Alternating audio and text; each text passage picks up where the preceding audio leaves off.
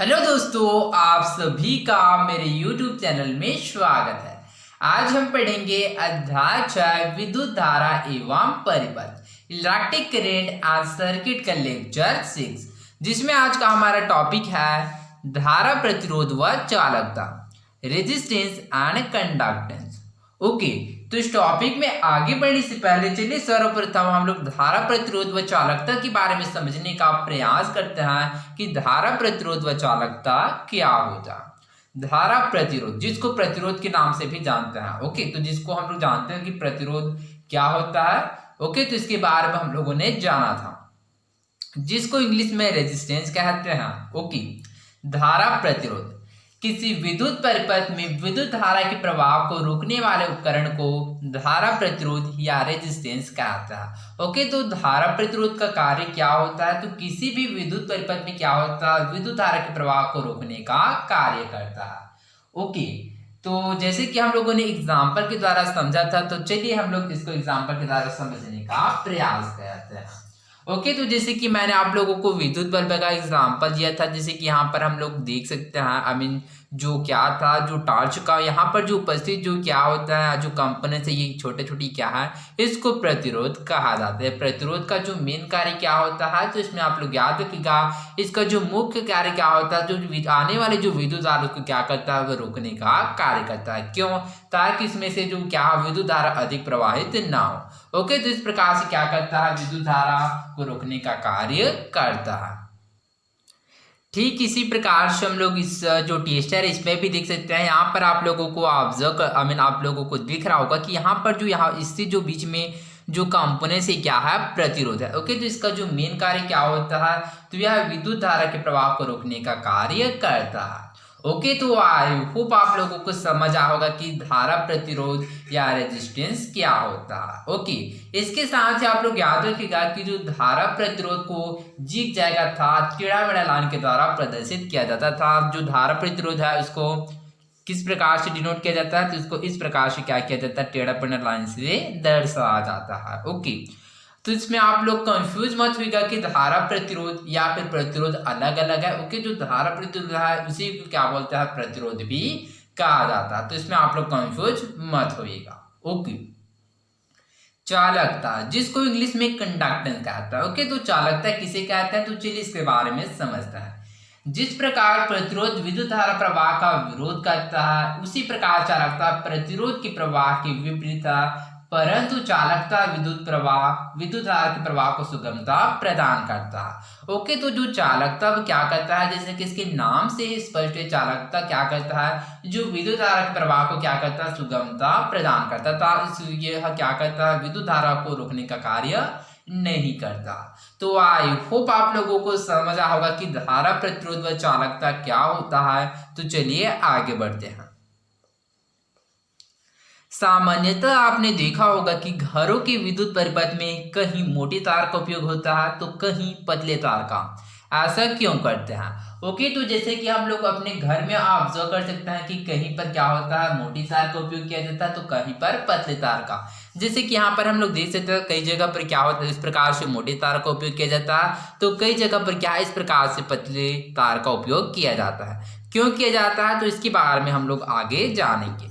Okay, आप अनुमान लगा सकते हैं कि किसी विद्युत परिपथ में बहने वाली धारा केवल विद्युत विभव पर ही नहीं परंतु परिपथ में उपस्थित धारा प्रतिरोध पर भी निर्भर करते हैं। तो इस प्रकार से हम लोग अवलोकन या फिर अनुमान लगा सकता है कि विद्युत परिपथ में जो बहने वाली जो धारा होता है वो I होता है, यह केवल V पर डिपेंड नहीं करता था, यह केवल क्या होता है, विभव पर ही डिपेंड नहीं करता, यह प्रतिरोध अर्थात विद्युत प्रतिरोध पर भी क्या करता है, निर्भर करता है। जैसे कि हम लोग ओम के नियम से जानते हैं कि ओम से नियम से क्या होता है।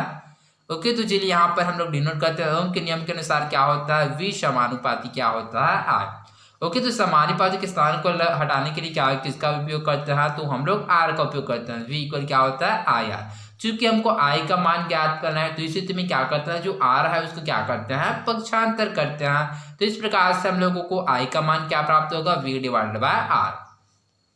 तो इस प्रकार से हम लोग कह सकते हैं कि जो I होता था विद्युत धारा यह केवल V अर्थात विभव पर ही निर्भर नहीं करता, अपितु अर्थात यह क्या होता है, विद्युत धारा था धारा प्रतिरोध अर्थात आर पर भी निर्भर करता है। तो इससे तात्पर्य क्या होता है, तो इसमें आप लोग याद रखिएगा कि जो विद्युत धारा होता है वह विभव के समानुपाती होता है, जैसे कि यहाँ पर हम लोग देख सकते हैं I इक्वल V, एवं जो विद्युत धारा होता है वह आर अर्थात जो प्रतिरोध के व्युत्क्रमानुपाती होता है। इसका तात्पर्य क्या होता है, तो यदि I का मान अधिक है तो विभव का मान भी अधिक होगा, अर्थात विद्युत धारा का मान अधिक है तो विभव का भी मान अधिक होगा। परंतु यदि विद्युत धारा का मान अधिक है तो इस स्थिति में क्या होगा, जो प्रतिरोध का मान कम होगा। यदि प्रतिरोध का मान अधिक है तो इस स्थिति में विद्युत धारा का मान क्या होगा, वह कम होगा। तो इस प्रकार से क्या होता है, अनुक्रमानुपाती होता है। तो इस प्रकार से हम लोग कह सकते हैं यह विद्युत धारा यह केवल विभव पर प्रतिरोध पर भी निर्भर करता है। समान मोटाई के लंबे तार का प्रतिरोध छोटे तार की अपेक्षा अधिक होता है तथा समान लंबाई के मोटे तार का प्रतिरोध पतले तार की अपेक्षा कम होता है। कैसे, तो चलिए इसको हम लोग समझने का प्रयास करते हैं। ओके, समान मोटाई के लंबे तार का प्रतिरोध छोटे तार की अपेक्षा अधिक होता है। ओके, तो मान लीजिए क्या आप बनाते हैं, समान लंबाई के दो क्या बनाते हैं, तार का प्रतिरोध बनाते हैं। ओके, तो यहाँ पर एक चलिए क्या है, लंबाई का होगा और इस समान लंबाई समान मोटाई का क्या बनाते हैं, एक और तार बनाते हैं। तो इस प्रकार से हम लोग कह सकते हैं समान मोटाई अर्थात इसका जो क्या है, जो मोटाई है तो समान है कि लंबे तार का प्रतिरोध छोटे तार की अपेक्षा अधिक होता है, अर्थात जो लंबे तार का जो प्रतिरोध है क्या होगा, जो छोटे तार के कंपेयर में क्या होगा, वह अधिक होगा। ओके, तथा समान लंबाई के मोटे तार का प्रतिरोध पतले तार की अपेक्षा कम होता है। ओके, तो समान लंबाई के जो मोटे तार का जो प्रतिरोध होता है क्या होता है, पतले तार की अपेक्षा कम होता है। इस प्रकार से हम लोग कह सकते हैं कि जिस भी तार का जो क्या होगा, लंबाई अधिक होगा उसका प्रतिरोध क्या होगा, वह अधिक होगा। जैसे कि यहाँ पर हम लोग देख सकते हैं, यहाँ पर इसका लंबाई क्या है, इसकी तुलना में क्या है, अधिक है, जिसकी वजह से जो इसका जो प्रतिरोध है वह अधिक है। इसलिए परिपथ में मोटी एवं कम लंबाई के तार से धारा का प्रवाह आसानी से होता है।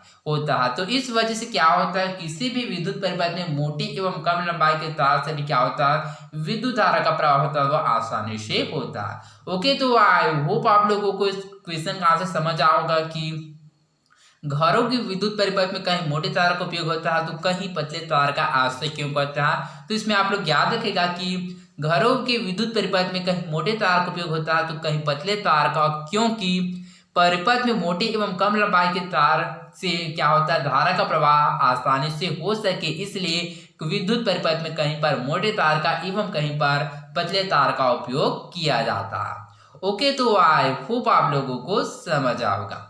अतः घरों के विद्युत परिपथ में प्रयोग में आने वाले तार की लंबाई एवं मोटाई पर विशेष ध्यान दिया जाता है। तो इस प्रकार से जो घर में उपयोग होने वाले जो विद्युत परिपथ में जो उपयोग होने वाले जो तार है उस पर बहुत ही क्या ध्यान दिया जाता है। क्यों, क्योंकि क्या होता है, कहीं पर मोटे तार का यूज होता है, कहीं पर पतले तार का। ओके, किसी चालक में विद्युत प्रतिरोध निम्न अवयवों पर निर्भर करता है। ओके, तो चलिए समझते हैं कि किसी चालक में जो विद्युत प्रतिरोध होता था अथवा आर होता है, किस किस पर क्या करता है, वह निर्भरता डिपेंड करता है। तो पहला है चालक की लंबाई एल के समानुपाती होता है, अर्थात यदि लंबाई अधिक होगा तो इस स्थिति में उसका प्रतिरोध भी क्या होगा, वह अधिक होगा, अर्थात आर समानुपाती क्या होता है, एल का। अर्थात यदि लंबाई अधिक है तो उसका प्रतिरोध भी अधिक होगा। यदि किसी भी कंपोनेंट का प्रतिरोध अधिक है इट मीन्स अर्थात इसका तात्पर्य उसका लंबाई भी अधिक होगा। जैसे कि यहाँ पर हम लोग देख सकते हैं ये जो लंबे तार का जो प्रतिरोध है क्या है, छोटे तार की तुलना में क्या है, अधिक है। इस वजह से हम लोग कह सकते हैं यहाँ पर क्या होता है,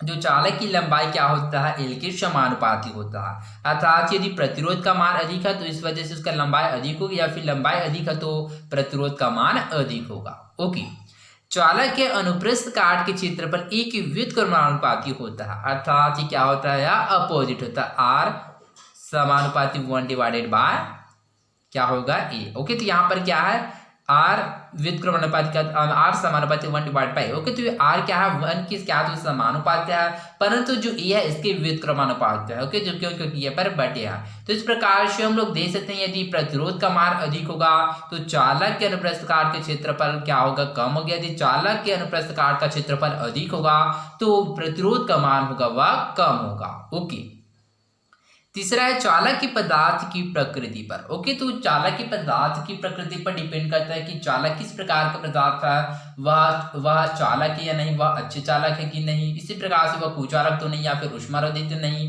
तो इस प्रकार से क्या होता है, चालक के पदार्थ की प्रकृति पर निर्भर करता है। और चौथा है चालक के ताप पर। ओके, तो इसी प्रकार से चालक की ताप पर डिपेंड करता है कि चालक के ताप कितना है। तो इस प्रकार से किसी चालक में विद्युत प्रतिरोध निम्न अवयवों पर निर्भर करता है। ओके, तो चलिए इसको हम लोग सिंपल वे में समझने का प्रयास करते हैं। ओके, तो इसके लिए मैंने एक ताल लिया है। ओके, तो चलिए इसके द्वारा हम लोग समझने का प्रयास करें कि किसी चालक में विद्युत प्रतिरोध निम्न अवयवों पर निर्भर करता है। तो पहला है जैसे कि चालक की लंबाई L के समानुपाती, अर्थात यदि इसका लंबाई अधिक है तो इसका मतलब इसका प्रतिरोध भी क्या होगा, वह अधिक होगा। ओके, दूसरा है क्या, इस पे अनुप्रस्थ काट के क्षेत्रफल पर, अर्थात चालक के अनुप्रस्थ काट के क्षेत्रफल पर। ओके, यदि इसका अनुप्रस्थ काट का क्षेत्रफल अधिक होगा तो क्या होगा, जो प्रतिरोध का मान होगा वह कम होगा, अर्थात चालक के अनुप्रस्थ काट के क्षेत्रफल के व्युत्क्रमानुपाती होता है। तीसरा है चालक के पदार्थ की प्रकृति पर, अर्थात यह चालक पर डिपेंड करता है कि यह कौन से चालक है। क्योंकि यहाँ पर हम लोग ऑब्जर्व कर सकते हैं कहीं पर तांबे का यूज होता है, कहीं पर एल्यूमिनियम का, कहीं पर क्या होता है दूसरे का यूज होता है। इस प्रकार से चालक के पदार्थ की प्रकृति पर निर्भर करता है। और चौथा है चालक के ताप, अर्थात यहाँ पर जो बहने वाली जो विद्युत धारा होता है जिसकी वजह से क्या होता है, यहाँ पर ताप उत्पन्न होता है। तो चालक के ताप पर डिपेंड करता है कि चालक का ताप कितना है। तो आई होप आप लोगों को समझ आ होगा कि किसी चालक में विद्युत प्रतिरोध किन किन अवयवों पर निर्भर करता है। ओके, क्रियाकलाप 3, चालक की लंबाई पर। ओके, तो यहाँ पर क्रियाकलाप 3 है जिसको यहाँ पर डिनोट किया गया है कि प्रतिरोध चालक की लंबाई पर निर्भर करता है। जैसे कि हम लोगों ने ऑब्जर्व किया R समानुपाती किसके होता है, वह L, अर्थात जो प्रतिरोध होता है वह चालक की लंबाई पर निर्भर करता था। यदि किसी चालक की लंबाई अधिक है तो इसका मतलब उसका प्रतिरोध भी अधिक होगा। ओके, तो आई होप आप लोगों को समझ आएगा। ओके, तो यहाँ पर 3.5 प्रदर्शित है। ओके, तो इसी पर डिपेंड है कि किस प्रकार से किसी चालक की लंबाई अधिक होता है तो उसके प्रतिरोध का मान अधिक होता है। ओके, तो जिस प्रकार से हम लोगों ने 2.5 को क्या किया, ऑब्जर्वेशन किया था, विद्युत धारा I एवं विद्युत विभव V के मान को क्या फिल करके प्रतिरोध R का मान ज्ञात किया। तो ठीक इसी प्रकार से आप लोग इसका मान को भी ज्ञात कर सकते हैं। ओके, तो चलिए आगे बढ़ते हैं। प्रतिरोध व तार की लंबाई के बीच ग्राफ बनाकर इन दोनों के बीच संबंध स्थापित कीजिए। क्या आपने पाया कि R L के अनुक्रमानुपाती होता है। ओके, तो जैसे कि हम लोग जानते हैं कि जो R होता है वह L के अनुक्रमानुपाती, अनुक्रमानुपाती तात्पर्य क्या होता है, अनुक्रमानुपाती होता है समानुपाती। ओके, तो इसमें आप लोग भी कंफ्यूज मत होइएगा कि अनुक्रमानुपाती तात्पर्य क्या होता है, वह समानुपाती होता है। ओके, अर्थात R समानुपाती L, अर्थात इसका तात्पर्य क्या होता है कि यदि किसी चालक की लंबाई अधिक है तो उसका प्रतिरोध का मान भी अधिक होगा। ओके, दूसरा है चालक तार के अनुप्रस्थ काट के क्षेत्रफल। ओके, तो हम लोगों ने दूसरे में ऑब्जर्व किया कि चालक के अनुप्रस्थ काट के क्षेत्रफल ए की क्या होता है, वह व्युत्क्रमानुपाती होता है, अर्थात क्या होता है, R व्युत्क्रमानुपाती 1/E। ओके, तो ये क्या होता है, चालक के अनुप्रस्थ काट का क्षेत्रफल होता है। इसका तात्पर्य क्या होता है, यदि किसी चालक का अनुप्रस्थ काट का क्षेत्रफल अधिक है तो इसका मतलब उसका प्रतिरोध कम होगा। यदि किसी चालक का प्रतिरोध अधिक है तो उसके अनुप्रस्थ काट का क्षेत्रफल अधिक होगा। ओके, तो आई होप आप लोगों को समझ आ होगा। तो चलिए आगे बढ़ते हैं। तीसरा है चालक तार के पदार्थ की प्रकृति पर। जैसे कि हम लोगों ने ऑब्जर्व किया कि जो प्रतिरोध होता है वह चालक के तार के पदार्थ की प्रकृति पर निर्भर करता है, अर्थात यदि कोई भी पदार्थ चालक है, कुचालक या फिर ऊष्मारोधी है तो इस पर डिपेंड करता है कि उसका प्रतिरोध क्या होगा। ओके, नाइक्रोम कॉपर स्टील की समान लंबाई व मोटाई के तार ले। ओके, तो सर्वप्रथम हम लोग क्या करते हैं, नाइक्रोम कॉपर स्टील के समान लंबाई व मोटाई के तार लेते हैं, एक एक करके परिपथ में जोड़े और सारणी क्रमांक 3 स्तंभों में भरे। ओके, तो जैसे कि हम लोगों ने 3.5 में ऑब्जर्व किया। ओके, तो एक एक करके क्या करते हैं, इस परिपथ में क्या करते हैं, हम लोग इसको ऐड करते हैं, उसके पश्चात इसका जो मान होता है तो उसको सारणी में भरते हैं। किस तार का प्रतिरोध सबसे अधिक है व किस तार का सबसे कम। ओके, तो जब आप लोग इसको क्या प्रैक्टिकली आप लोग प्रयोजना करोगे तब आप लोगों को इसका आंसर आसानी से पता चल जाएगा कि किस तार का जो प्रतिरोध होता है वह सबसे अधिक होता है और किसका सबसे कम होता है। प्रायोगिक कार्य करने के पश्चात आप पाएंगे कि प्रतिरोध R समानुपाती A समीकरण नंबर 1। ओके, तो इस प्रकार से प्रायोगिक करने के पश्चात हम लोग पाते हैं कि जो प्रतिरोध क्या होता है वह एल अर्थात लंबाई के समानुपाती होता है। अर्थात किसी चालक की लंबाई अधिक है तो इस स्थिति में उसका प्रतिरोध भी अधिक होगा। ओके, दूसरा है आर समानुपाती या आर व्युत्क्रमानुपाती 1/a अर्थात समीकरण नंबर 2। मोटे तार के अनुप्रस्थ काट का क्षेत्रफल पतले तार से अधिक होगा। ओके, तो स्वाभाविक सी बात है, जैसे कि क्या है, एक मोटा तार है। ओके, तो मोटे तार का जो अनुप्रस्थ काट का जो क्षेत्रफल होता है, तार जो अनुप्रस्थ काट का यहाँ पर जो क्षेत्रफल होता है यह पतले तार की अपेक्षा अधिक होता है। जैसे कि यहाँ पर मैं क्या ले रहा हूँ, पतले तार ले रहा हूँ, तो यहाँ पर हम लोग ऑब्जर्व कर सकते हैं कि जो यहाँ पर जो पतली तार का जो अनुप्रस्थ काट का जो क्षेत्रफल क्या होता है बहुत ही कम है, किसके कंपैरिजन में, तो यह मोटे तार की तुलना में। ओके, तो इस प्रकार से हम लोग कह सकते हैं कि मोटे तार के जो अनुप्रस्थ काट का क्षेत्रफल पतले तार से अधिक होगा। जैसे कि हम लोग ऑब्जर्व कर सकते हैं कि किसी तार का क्या होता है, फिर किसी चालक का अनुप्रस्थ काट का क्षेत्रफल अधिक होगा तो इस स्थिति में जो आर अर्थात जो प्रतिरोध का मान कम होगा। यदि प्रतिरोध का मान अधिक है तो चालक के अनुप्रस्थ काट का क्षेत्रफल कम होगा।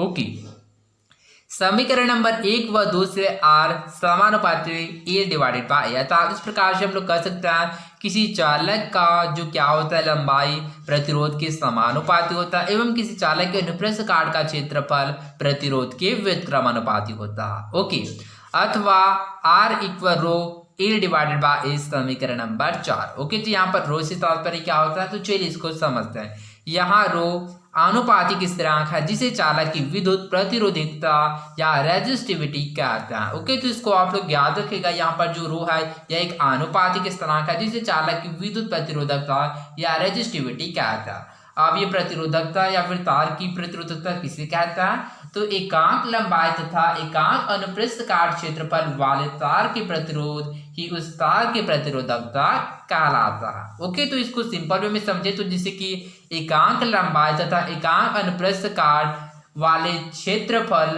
तार एकांक लंबाई तथा एकांक अनुप्रस्थ काट क्षेत्रफल वाले तार का प्रतिरोध ही उस तार की प्रतिरोधकता या रेजिस्टिविटी कहलाता है। ओके, प्रतिरोधकता का ईर्षण मात्रक ओम मीटर है। यह किसी पदार्थ का अभिलाक्षणिक गुणधर्म होता था, लक्षण के आधार पर गुण होता है। धातु तथा मिश्र धातु की प्रतिरोधकता अत्यंत कम होती है। ओके, तो इसको आप लोग याद रखिएगा कि जो धातु तथा मिश्र धातु की जो प्रतिरोधकता होता है वह बहुत ही कम होता है, जिसका परिसर 10⁻⁸ ओम से 10⁻⁶ ओम है। इसलिए ये विद्युत के अच्छे चालक होते हैं। शुद्ध धातु की प्रतिरोधकता होता है ताप वृद्धि पर बढ़ जाता है और ताप कम होने पर कम हो जाता है, परंतु मिश्र धातु जैसे नाइक्रोम मैग्नीन आदि की प्रतिरोधकता ताप पर निर्भर करता है। ओके, तो जैसे कि मिश्र धातुओं की जो प्रतिरोधकता किस पर डिपेंड करता है, वह ताप पर निर्भर करता है। यहाँ यही कारण है कि मिश्र धातु का उपयोग विद्युत स्तरीय टोस्टर आदि सामान्य विद्युत तापन युक्तियों के निर्माण में किया जाता है। विद्युत बल्बों के तंतु के निर्माण में एकमात्र टंगस्टन धातु का उपयोग किया जाता है। इसका प्रतिरोध एवं गलनांक उच्च होता है। ओके, तो जैसे कि यहाँ पर हम लोग ऑब्जर्व कर सकते हैं क्या है कि विद्युत बल्ब। ओके, तो यहाँ पर उपयोग करने वाले जो क्या होता है धातु अर्थात यहाँ पर जो अंदर में उपस्थित जो धातु होता है यहाँ पर उपस्थित वो टंगस्टन धातु का बना होता है। ओके, तो इस प्रकार से हम लोग कह सकते हैं कि विद्युत बल्बों के तंतु के निर्माण में एकमात्र टंगस्टन धातु का ही उपयोग किया जाता है। इसका क्यों किया जाता है, तो इसका प्रतिरोध एवं गलनांक क्या होता है, वह उच्च होता है। कॉपर तथा एल्यूमिनियम का उपयोग विद्युत संचरण के लिए उपयोग होने वाले तारों का निर्माण में किया जाता है एवं कॉपर तथा एल्यूमिनियम का उपयोग कहाँ पर किया जाता है, विद्युत संचरण अर्थात विद्युत के क्या प्रवाहित करने अर्थात विद्युत का स्थानांतरण करने के लिए क्या किया जाता है, कॉपर तथा एल्यूमिनियम तार का उपयोग किया जाता है। जैसे कि यहाँ पर हम लोग ऑब्जर्व कर सकते हैं कॉपर तार है, इसी प्रकार से हम लोग देख सकते हैं यह भी क्या है, एक एल्यूमिनियम तार है। ओके, तो इस प्रकार से इसका उपयोग विद्युत के संचरण के लिए उपयोग किया जाता है। ओके,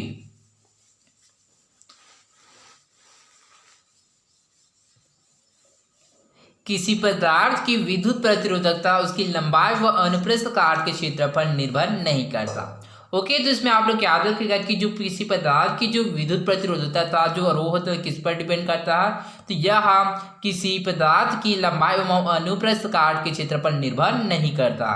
केवल पदार्थ की प्रकृति पर निर्भर करता है। ओके, तो यह केवल क्या पदार्थ की प्रकृति पर निर्भर करता है, चालक कुचालक क्या मिश्र धातु धातु या फिर अधातु है। ओके, यदि हम ऐसा तार लें जिसकी लंबाई एकांक हो तथा जिसका अनुप्रस्थ काट का क्षेत्रफल भी एकांक हो, तो इस प्रकार से हम लोग कह सकते हैं प्रतिरोध क्या होगा, R equal to A divided by A। चूंकि क्या होता है लंबाई एकांक एवं क्या होता है अनुप्रस्थ काट का क्षेत्रफल भी एकांक है, तो इसका वैल्यू 1 लेता है। तो इस प्रकार से R होगा अर्थात प्रतिरोध क्या होगा, रेजिस्टिविटी अर्थात प्रतिरोधकता के इक्वल होगा। ओके, अतः एकांक लंबाई तथा एकांक अनुप्रस्थ काट क्षेत्रफल वाले तार का प्रतिरोध ही उस तार की प्रतिरोधकता या रेजिस्टिविटी कहलाता है। ओके, विद्युत प्रतिरोधकता किसी वस्तु की चालकता के व्युत्क्रमानुपाती होता है। क्योंकि इसमें आप लोग याद रखिएगा कि जो विद्युत प्रतिरोधकता होता है वह किसी वस्तु की चालकता के व्युत्क्रमानुपाती होता है, अर्थात विद्युत प्रतिरोधकता ये क्या होगा, समानुपाती 1 डिवाइडेड बाय क्या होगा, चालकता। ओके, अर्थात इसका तात्पर्य क्या होता है, यदि विद्युत प्रतिरोधकता का मान क्या होगा, अधिक होगा तो इस स्थिति में चालकता का मान कम होगा। यदि चालकता का मान क्या होगा, वह अधिक होगा तो विद्युत प्रतिरोधकता का मान कम होगा। ओके, जिन पदार्थों की प्रतिरोधकता कम होती है वह अच्छे चालक होते हैं, जबकि अधिक प्रतिरोधकता वाले पदार्थ विद्युत रोधी होते हैं। कोई भी पदार्थ पूर्ण रूप से शुद्ध चालक अथवा विद्युत रोधी नहीं होता। बढ़ती चालकता व घटती प्रतिरोधकता के आधार पर पदार्थों को निम्न क्रम में दर्शाया जा सकता है। जैसे कि यहाँ पर हम लोग चित्र में देख सकते हैं, चित्र 6 देखिए। ओके, तो यहाँ पर चित्र 6 में प्रदर्शित है चित्र 6 पदार्थों की चालकता का बढ़ता क्रम। यहाँ पर प्रदर्शित है चालकता ओम यूनिवर्स सेंटीमीटर यूनिवर्स। ओके, तो यहाँ पर प्रदर्शित है विद्युत रोधी, अर्धचालक एवं चालक। जैसे कि विद्युत रोधी में है कांच, हीरा एवं फ्यूज्ड सिलिका। अर्धचालक में है जर्मेनियम एवं सिलिकॉन। ठीक इसी प्रकार से चालक में है कॉपर एवं लोहा। ओके, तो आई होप आप लोगों को समझ आ होगा कि धारा प्रतिरोध व चालकता अर्थात रेजिस्टेंस एंड कंडक्टेंस क्या होता है। इसके साथ ही हम लोगों ने जाना कि किसी चालक में विद्युत प्रतिरोध किन किन अवयवों पर निर्भर करता है। तो आई होप आप लोगों को समझ आ होगा। तो आज के लिए बस इतना ही, मिलते हैं अगले वीडियो में। धन्यवाद।